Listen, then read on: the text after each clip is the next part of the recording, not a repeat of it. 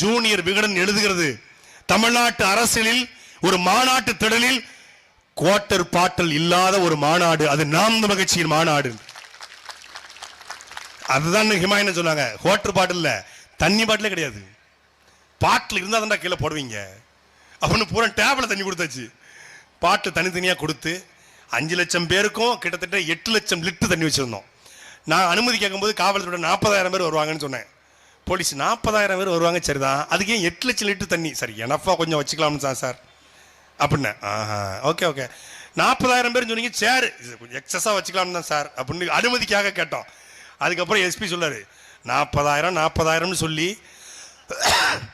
அவங்க கணக்கில் 4 லட்சம் பேரை திரட்டி விட்டீங்க. ஆனாலும் ஒரு போலீஸுக்கு கூட வேலை கொடுக்காம காவல்துறையை பூரா உட்கார வச்சீங்க பாருங்க.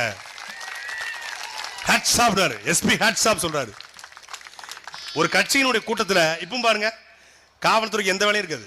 எங்கேயாவது போலீஸ் இருக்கா? போலீஸ் எங்க வீடியோ பார்த்துட்டு சூப்பர் நல்லா பேசுறான், மனசுல தான் பேசுறான், யார் பெத்த பிள்ளையோ நாங்க படுற வேதனையை பூரா பேசுறான்.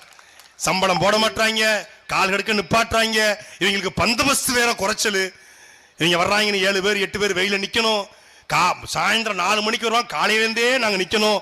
அந்த மனசுலதான் பேசுறான்டா, நல்லா இருக்கணும் மகராசன்னு போலீஸ் எங்களை வாழ்த்துமே ஒரே திட்டாது.